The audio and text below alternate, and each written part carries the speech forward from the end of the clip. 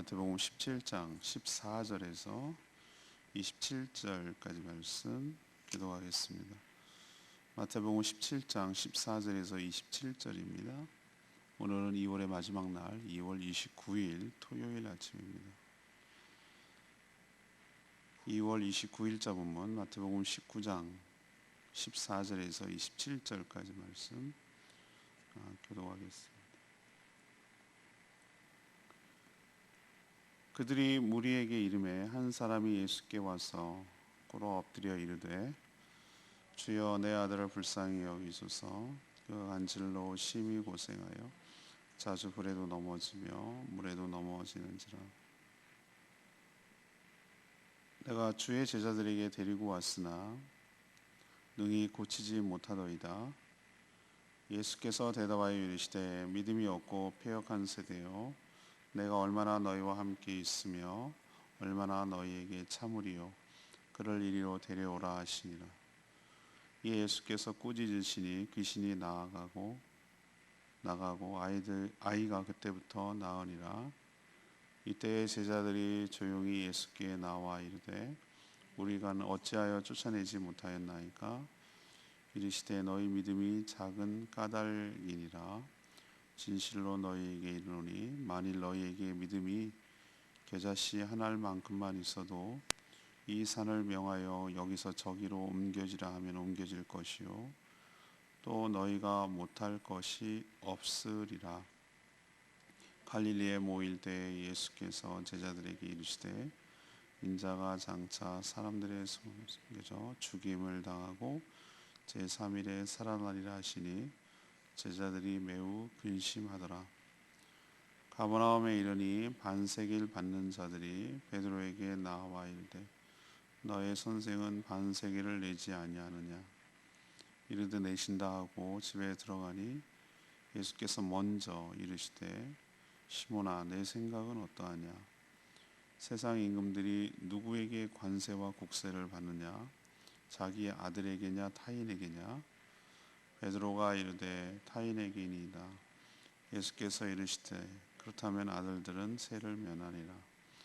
그러나 우리가 그들이 실족하지 않게 하기 위하여 내가 바다에 가서 낚시를 던져 먼저 오르는 고기를 가져 입을 열면 돈 한 세겔을 얻을 것이니 가져다가 나와 너를 위하여 주라 하시니라. 아멘. 예수님이 그 변화산이겠죠. 산에서 내려오자 다른 제자들은 귀신 때문에 간질로 고생하는 아이 한 명을 해결하지 못해서 이 절절매고 있었습니다. 예수님은 이들을 책망하시면서 고쳐주셨죠. 제자들은 왜 자신들을 못하느냐고 묻자 믿음이 적은 까닭이라고 하셨습니다. 또 고난과 죽음, 부활을 언급하자 제자들은 여전히 근심했습니다. 가버나움에 이르는데 성전 반세기일인 성전 세금을 요청받자 예수님은 베드로의 낚시를 통해서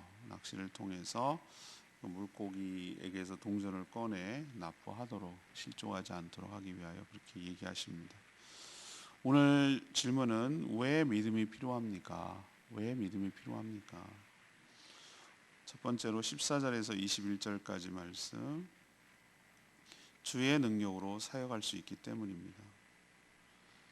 주의 능력으로 사역할 수 있기 때문에 믿음이 필요하죠. 예수님이 세 명의 제자와 함께 용모가 변화된 산, 그래서 일명 그냥 변화산 이렇게 말하는데, 이 변화된 산에서 내려왔는데 이 산 아래 나머지 12명의 제자들도 더 있었을 거라고 추정하지만 최소한 12명에서 3명 빼면 9명은 밑에 있었을 거라고 생각이 돼요. 근데 이 제자들은 이 한 아이를 해결하지 못하고 고치지 못해서 절절매고 있었어요. 이 아이는 귀신 때문에 간질을 익히는 그런 아이였는데 이 아이를 고치지 못해서 다른 복음서에 보면은 그 아버지로부터 원망 섞인 말을 듣고 있었어요. 예수님은 이런 상황이 너무 답답하셨습니다. 자신이 없으면 아무것도 하지 못하는 제자들의 모습 또 답답했고, 또 무슨 일만 있으면 주님을 찾아야 하는 많은 사람들의 이 상황도 참 답답했습니다. 예수님이 귀신을 꾸짖자 귀신이 떠나가고 아이가 온전해졌습니다. 제자들은 이제 부끄러웠는지 이 상황이 종료된 다음에 조용히 와서 묻습니다. 우리는 어째서 이 귀신을 쫓아내지 못했습니까? 이렇게 이제 묻는 것이죠. 예수님이 대답이 뭐라고 그랬습니까? 20절에 보니까 믿음이 작은 까닭이다 그랬습니다. 믿음이 작은 까닭이다.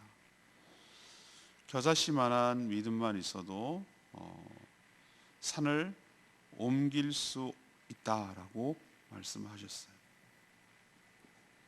여러분 성경 21절에 보면 21절이라고 표시만 되어 있고 없음 이렇게 표시되어 있단 말이죠. 저는 성경을 처음 어렸을 때 대했을 때 이게 이해가 안 됐어요. 그럼 없으면 21절이 아니라 다음 통과 이렇게 해야 되는데 왜 21절이라고 해놓고 없음이라고 해놨을까? 나중에 신학교 가서 알았어요. 이게 왜 그런가 하면 여기는 없지만 원본에는 없지만 성경이 옛날에는 전부 다 인쇄를 하는 게 아니라 옮겨 적고 사본이거든요. 카피가 말 그대로 일일이 적는 거예요. 양피지로. 그런데 다양한 곳에서 다양하게 적으니까 사람들 마음에 이걸 옮겼을 때 자기가 임의로 넣기도 하고 빼기도 하고 이런 게 있단 말이죠. 그래서 다른 사본에는 어떻게 표현해요? 여러분은 각주에 되어 있는지 모르겠지만 기도와 금식이 아니면 이런 능력이 나가지 않느니라 라는 것을 기록이 되어 있어요. 근데 마태복음에만 없음이라고 표현되어 있는 것이죠. 자, 그렇다면 이제 합쳐져서 이걸 생각해 봐야 돼요. 예수님이 제자들이 왜 우리는 못합니까? 이런 거 문제 앞에서 왜 절절매고 있습니까? 라고 질문을 했을 때 예수님의 대답은 믿음이 없기 때문이다. 적은 까닭이다 라고 하셨어요. 근데 그 믿음은 뭐로 생긴다는 거예요? 기도와 금식이 아니면 경건 생활이겠죠. 기도와 금식이 아니면 이런 능력이 나갈 수가 없다라고 말하고 있죠. 그렇다면 결국은 우리가 깨달아야 될 것이 있어. 아, 그렇구나. 믿음이 저절로 생기는 것 아니고 경건을 바탕으로 한 하나님의 은혜구나. 믿음이 있어야 뭘 할 수가 있구나. 능력이 있구나. 그래야 주의 일을 하고 사역을 감당할 수 있구나. 믿음이 없으면 아무것도 못하고 절절매는구나 라는 것을 오늘 깨닫게 되는 것이죠. 우리도 제자들처럼 똑같은 말 할 수 있어요. 주님, 왜 저희들은 안 됩니까? 똑같은 예수님 얘기하실 거예요. 믿음이 적은 까닭이다. 우리도 믿음이 있으면 산을 옮길 정도라고 했잖아요. 저희들에게 믿음 없음을 긍휼히 여겨주시고 겨자씨만한 믿음이라도 견고한 믿음 갖게 해달라고. 그래서 그 믿음을 얻기 위하여 정말 기도와 금식으로 날마다 주님 앞에 나아가고 그 은혜를 구하게 해달라고 간절히 간구하는 저와 여러분 되기를 소망합니다. 두 번째는 22절에서 23절까지 말씀이에요. 왜 믿음이 필요한가가 오늘 질문인데 복음을 확신하고 전파할 수 있기 때문에 그렇습니다. 예수님은 갈릴리에 모였을 때 22절이죠. 그 제자들에게 자신이 장차 이 사람들의 손에 넘겨져서 죽임을 당하고 3일 만에 다시 살아날 것을 언급하셨어요. 이제 이 땅에 오신 목적을 향해 지금 나아가고 있어서 이제 제자들에게 기회가 있을 때마다 자신의 고난과 죽음과 부활에 대해서 지금 주지시키고 각인시키고 있는 것이죠. 그런데 여전히 제자들은 예수님의 이 말씀을 듣고 온전히 이해하지도 믿지도 못하고 있어요. 그걸 어떻게 알 수 있습니까? 23절에 매우 뭐하고 있죠? 근심하고 있는 것을 알 수 있어요. 매우 근심했어요. 그냥 근심이 아니라 매우 근심을 했어요. 전에 빌립보 가이사랴에서 어떤 일이 있었죠? 베드로가 예수님을 붙들고 항변했죠. 그래서 무슨 소리까지 들었습니까? 사탄아 물러가라. 사탄 소리까지 들었어요. 그렇게 크게 책망을 받았기 때문에 이제 예수님이 이런 소리를 해도, 이런 이야기를 해도 이제 대놓고 예수님께 따지거나 막을 수가 없었어요. 그렇지만 이들이 그러면 말을 안 한다고 해서 그들이 다 믿고 따랐습니까? 믿고 확신이 아니에요. 근심한 걸로 보면 알 수 있어요. 이런 일이 벌어지지 않기를 바라는 거예요. 예수님은 분명 이 고난과 죽음만 이야기한 게 아니잖아요. 죽은 뒤 뭘 하라고 그랬죠? 제3일에 살아나리라. 제3일에 살아나리라. 이 이야기를 부활도 얘기를 하셨는데 제자들은 자꾸 어디에만 관심 있는 거죠? 어디만 자꾸 눈에 들어오는, 귀에 들어오는 거죠? 죽는다는 얘기. 고난받고 죽는다는 얘기. 있을 수 없거든요. 그렇게 되면은 자신의 야망이 무산되잖아요. 한 자리 차지하고 왕노릇하고 싶은 이 땅에서 맨날 식민지 로마 정권에 당하고 종교 지도자들부터 소외되고 그냥 평범한 사람이 한번 완장차고 벼슬 하고 휘두르고 싶고 자기 마음대로 세상을 살고 싶은 그런 마음, 주님만 왕으로 있으면 이런 야망이 무산되잖아요. 예수님 죽는다고? 고난을 당한도 있을 수 없지. 다 물리치고 딱 차지해야지. 이런 생각이 가득 차 있으니까 근심밖에 안 되는 것이. 여기서 우린 깨닫습니다. 믿음이 없으면 주님께서 왜 오셨고 왜 저렇게 말씀하시는지에 대한 믿음이 없으면 어떤 것만 듣죠? 듣고 싶은 것만 듣는 거예요. 하고 싶은 것만 생각하고 듣고 싶은 것만 듣는 거예요. 이런 상태에서는 주의 사역을 감당할 수도 없을 뿐만 아니라 복음을 전파할 수가 없어요. 이걸 불신하는데 근심하잖아요. 예수님이 고난과 죽음과 부활이 어떻게 보면 예수님의 생애의 하이라이트 아니에요? 가장 핵심이란 말이죠. 왜 고난을 받으며 왜 죽음을 당하며 왜 부활하셨는지를 설명하는 것이 복음의 핵심이거든요. 근데 이거를 근심한다? 이걸 믿지 못한다? 이러면은 일단 복음을 믿지 못한다는 얘기고 믿지 못하는 사람이 어떻게 복음을 전하겠어요? 그래서 다시 정리하면 왜 믿음이 필요합니까? 라고 하면 우리가 복음을 확신하게 되고 또 복음을 전할 수 있게 되고 주의 일을 감당할 수 있기 때문에 우리에게 믿음이 필요할 줄로 압니다. 저와 여러분 이런 믿음이 있기를 소망합니다. 세 번째 얘기는요 24절에서 27절까지 말씀인데요, 타인을 실족해 안 할 수 있기 때문에, 실족하지 않게 할 수 있기 때문에 믿음이 필요해요. 예수님이 가버나움으로 돌아왔어요. 가버나움이 뭐죠? 예수님이 집이라고 말씀드렸죠. 벌써 다 잊으셨나요?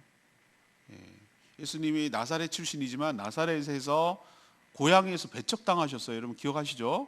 그래서 어디로 옮겼습니까? 그 갈릴리에서 가장 핵심적인 도시라고 할 수 있는, 마을이라고 할 수 있는 가버나움으로 집을 옮기셔서 거기를 중심으로 사역하셨다고 말씀했잖아요. 이제 돌아온 거죠. 그러자 우리도 세무 공무원들이 집 주소에다가 내고 와가지고 이렇게 징수하잖아요. 그죠? 통지서 넣잖아요. 그런 것처럼 돌아오자 성전 세금을 받는, 반세겔 받는 사람이라는 뜻은, 성전세 반세겔이라는 것은 그 당시에 쓰는 화폐 단위가 아니에요. 그렇지만 이때는 성전 세금은 더러운 돈, 이방인의 돈 안 쓴다고 그래가지고 이렇게 걷었어요. 반세겔.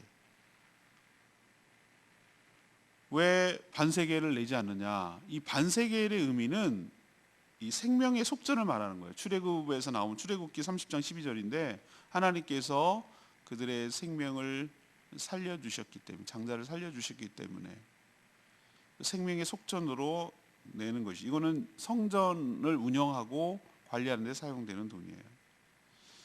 하나님은 출애굽의 은혜를 기억하게 하려고 이 성인 남자는 해마다 이 반세겔의 속전, 생명을 대신 구속했다, 구원해냈다는 거기에 대한 감사의 의미로 성전 이 반세겔 속전을 내도록 했어요.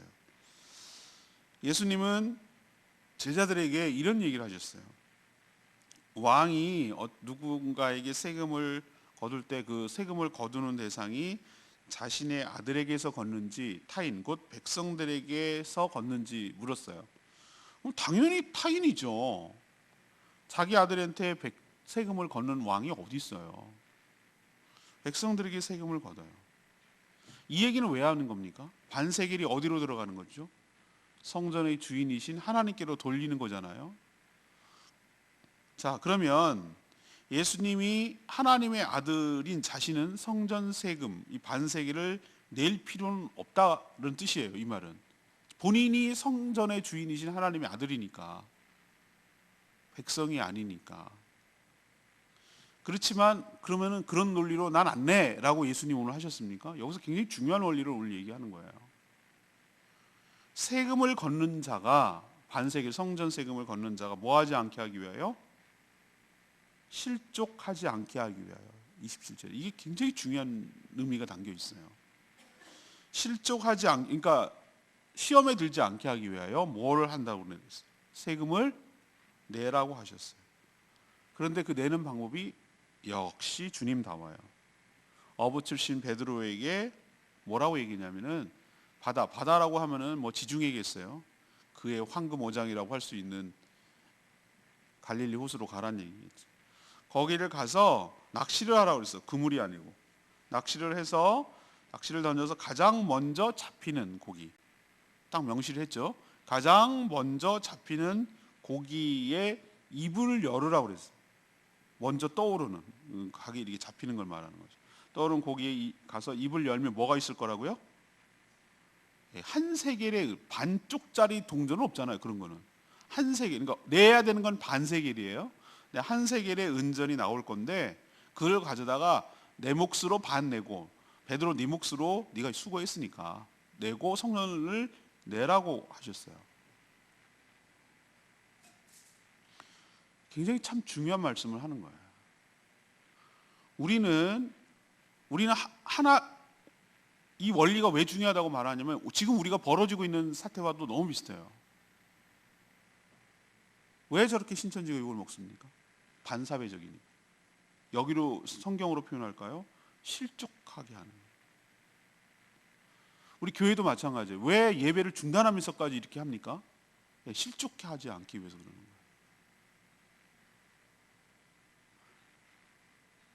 우리는 하나님을 믿는 사람들이에요. 이런 의무가 없을 수도 있어요. 성전세를 내는 걸. 그렇지만 누구 때문에 하는 거죠? 하나님 때문에 이거 내는 겁니까? 아니에요. 성전 걷는 그 사람을 실족하지 않게 하기. 이 원리가 우리 교회에도, 우리 성도들에게도 지켜져야 할 줄로 압니다. 따로 있는 게 아니에요. 교회는 세상 속에 있는 것이고 세상에서 다른 사람과 더불어 있는 거예요. 빛과 소금의 역할, 본이 되는 역할을 해서 모든 사람으로부터 마음을 얻어야 되는 거죠. 그러지 않고 마치 우리가 우월한 것처럼, 마치 자신의 신앙이 올곧은 것처럼 행동하는 태도와 오만한 태도는 옳지 않아요. 주님께서 안 믿는 사람일 수도 있고, 그렇지만 자기 제자가 아닐 수도 있지만 성전세를 걷는 그 사람을 실족하지 않게 하기 위해서 이렇게 하는 이 방법, 이 마음을 우리도 가져야 되고 받아야 될 줄로 압니다. 그래서 믿음이 필요해요. 어떤 믿음? 믿음이 있어야 다른 사람을 뭐하지 않는다고요? 실족하지 않고 시험에 들지 않게 할 수가 있어요. 그리고 주님께서 다 계획이 있구나, 다 생각이 있구나, 주님다운 방법으로 이 문제를 해결하시겠구나라는 믿음도 우리에게 있어야 될 줄도 압니다. 오늘 20절 말씀, 이르시되 너희가 믿음이 작은 까닭이니라 라고 하셨어요. 제자들이 자신들은 왜 이런 기적을 일으킬 수 없는지 묻자 예수님의 대답이라고 했죠. 21절에는 없는 사본에는 기도와 금식이라고 언급했고, 마가복음, 이 얘기를 똑같이 기록한 마가복음에는 기도 외에는 이런 일을 행할 수 없느니라 라고 표현되어 있어요. 아예 딱 명시가 되어 있어요. 아마 마가복음을 보고 마가 참고를 했다면 아마 이런 내용을 나중에 첨가를 했을 수도 있다는 뜻이에요. 아무튼 공통점이 있다면 기도 외에는 이런 믿음이 있을 수 없느니라. 결국 믿음도 은혜로 받는 것이지만 그 은혜를 받는 통로가 뭐라는 뜻이에요? 기도를 통해서 온다는 것을 알 수가 있어요. 그래서 우리가 왜 기도를 해야 되는가? 기도하지 않으면 제자들처럼 작은 겨자씨만한 믿음도 없어서 닥쳐진 문제 앞에서 절절매고 어쩔 줄 모르고 무능하고 세상으로부터 그것도 못 고치냐고, 그것도 해결하지 못하느냐고 그런 소리를 들을 수 있기 때문에 우리도 주님, 저희들에게 적은 믿음이, 겨자씨만한 작은 믿음이 있도록 저희들에게 은혜를 베푸소서라고 간절히 기도할 때 주님께서 필요한 은혜를 능력을 부어 주실 줄로 믿습니다. 오늘 질문으로 돌아가면 무엇이 질문입니까? 왜 우리에게 믿음이 필요합니까? 이것이 오늘의 질문이에요. 첫 번째는 뭐라고 그랬죠? 그래야 주의 능력으로 사역할 수 있기 때문에. 없으면 아무것도 못하는 거죠. 절절매는 거예요. 두 번째는 고난과 부활과 죽음, 그리고 이야기, 복음이죠. 복음을 담대하게 확신을 가지고 전할 수 있고 사역할 수 있기 때문에. 세 번째는 뭐죠?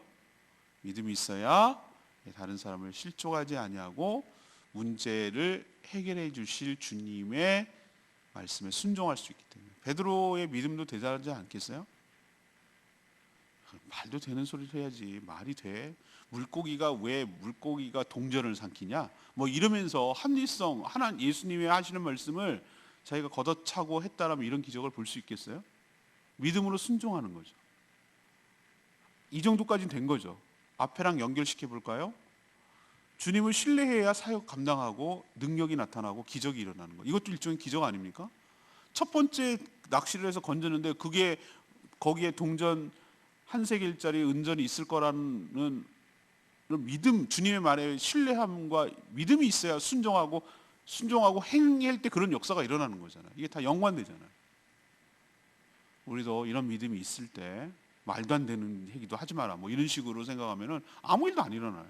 그러나 믿음으로 순종하게 될 때 놀라운 역사를 경험하게 되고 또 다른 사람을 실족치 않게 하는 은혜가 있을 줄로 압니다. 오늘 말씀 붙들고 기도하기 전에 619장 찬양지 619장 부르고 기도하겠습니다.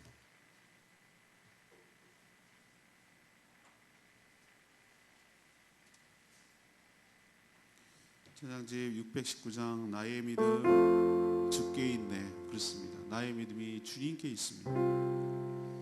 십자가 능력이 나의 영광이 되었네. 주님께서 우리를 승리케 하시니 나의 능력, 나의 소망 주께 있네. 맞습니다. 모든 것 주님께 있습니다.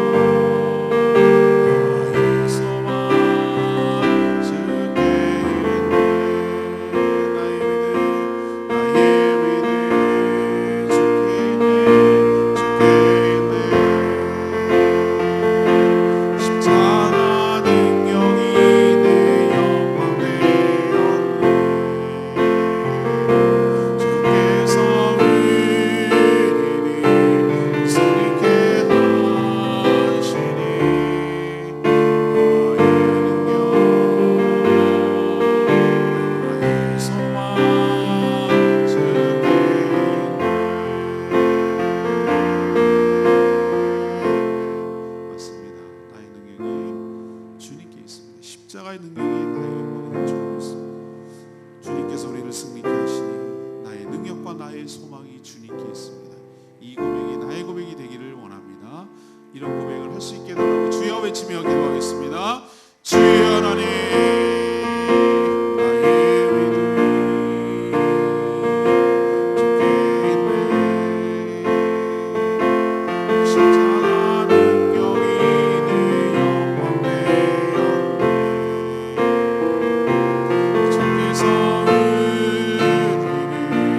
승리케